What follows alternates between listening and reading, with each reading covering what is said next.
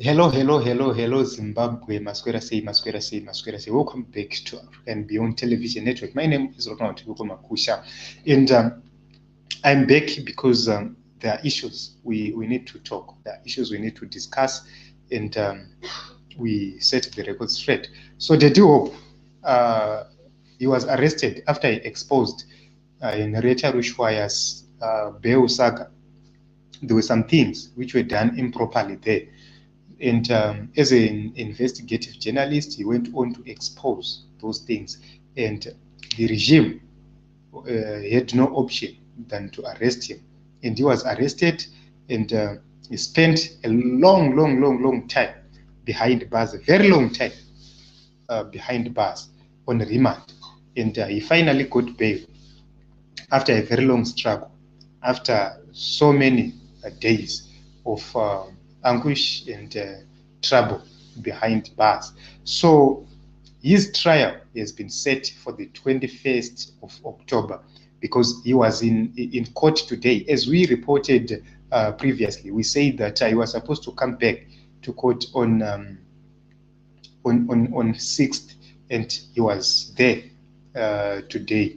So his trial has been set for the 21st of October, and you can actually see that this is an issue of trying to silence the people of Zimbabwe. It is an issue of trying to silence the people who talk sense into the regime, people who are trying to stop the bleeding, because the bleeding is being caused by corruption. Massive corruption is causing the massive bleeding of the economy to an extent where everybody is crying for help. If you go to family groups, people are in trouble. Various family groups, people are in trouble. Check out the number of suicides. People are killing themselves. Why? They're finding it difficult to take care of their families. You go to your relative A and say, borrow me something. And that relative will say, I wanted to come to you. You go to another person, borrow me something. That person will say, I have borrowed from somewhere. And you go to another person. So you can actually see that it's not that the people don't want to give money, or they don't have love for one another. It's because they no longer have money. The economy is so bad to an extent where only a few individuals does have money at the end of each and every month.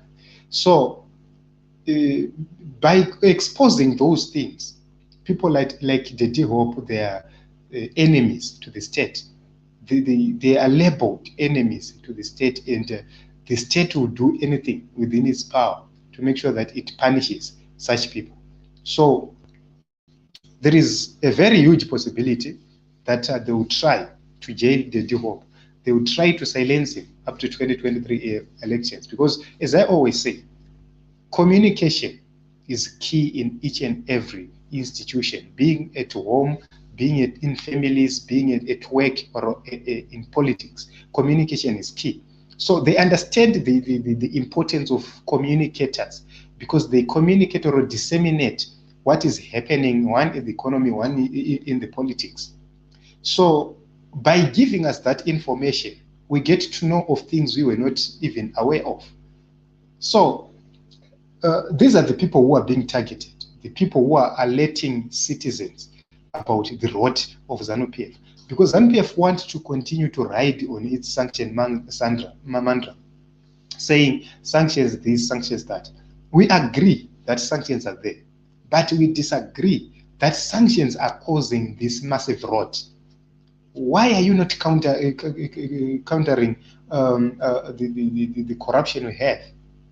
Why are you not ending the corruption we have? You have direct control over corruption. And the D-Hope will come and point out to that corruption. A good leader would take heed. Why are you letting this person going out just like that without even opposing bail after being caught with gold more than worth 300,000 plus? But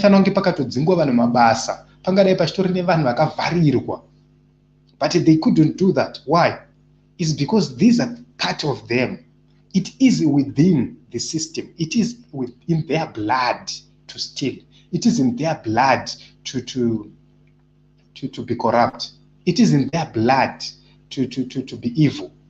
So they cannot arrest one another. They cannot jail one another. Even if that person is to go to jail, blankets, everything. They are treated as first-class citizens, even in prisons. So why can't we continue like that when our people, the people who are saying it out, are being persecuted? Right now, Job Sikhala is being persecuted for telling the truth about the death of Mo Blessing Ali, for trying to pursue justice. He is rotting in jail. Honorable Stoll is rotting in jail.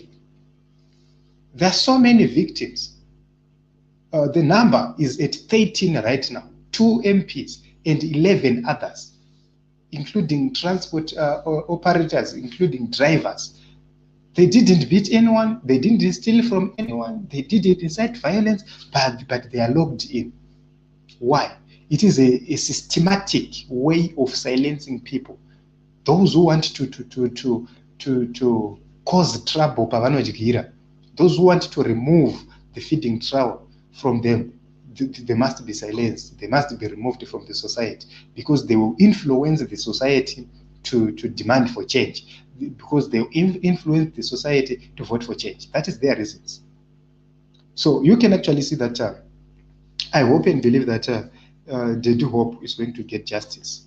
They will try by all means to do all these shenanigans, but I don't believe that they will win. So they do hope is promised to come with an earthquake of corruption exposure, and he's saying before 21 October, Africa tinenge expose more and more and more and more about corruption, and that is very, very important. So corruption and looting, these are the major drainers of the economy of Zimbabwe, because we are losing millions and millions. If in 2 transactions we lost 1 million, what about if we are in 2 days we lost over 1 million? And what about a month? It means per month, every month we are losing close to 15 million from gold leaks only. Every month we are losing at least 15 million from gold leaks. Every month, at least. So per year, how much are we losing? So if we combine everything, the corruption which is happening in state institutions everywhere, you will see that as Zimbabweans, we are losing so much. And these guys, they are not ready to do anything, because they are benefiting. They are the ones who are running businesses. They are the ones who are getting tenders. They're the ones who are making or milking everything. If you check the guts of the Pomona scandal people, you can actually see that they are connected, and they have a strong connection somewhere. The reason why they are demanding this money, they've done nothing. They just want to be paid. Why are you supposed to be paid? You are supposed to develop, then begin to be paid. You have not developed anything. What if you fail to develop? What will happen if you fail to develop? So, Team Zimbabwe, I hope that we will continue for the hope will continue to pray for Honorable Sikhala and others who are incarcerated for trying to end corruption, for trying to end the human rights abuses in the nation of Zimbabwe. So, this is the update. They do hope will be attending court. The trial has been set for 21 October, and we are going to continue praying that he remains outside the prison up to 2023 elections, because information is very important. They are trying to cut the channel. They go to the hope, they've gone to Advocate Fadzai Mahere, that is trying to cut the chain of communication to make CCC a party which cannot communicate on its own. This is the reason why you saw Edmund Kudzai had his own issues with Dirty Hope. Then he diverted the attention to Fadzai Mahere. It's not coincidence. It's because they are targeting the information bearers, the people who are telling the world, who are telling the country about what needs to be done. These are the targets. So basically, this is it. Team Zimbabwe, I want to go and rest now. And I just decided to come with this issue. Please subscribe. Please ring the bell, leave a comment, and also share this video to as many people as possible. We'll continue with this series. So long we're alive, so long we're able, we'll continue to come live and make different in some broadcast. I love you all. God bless you.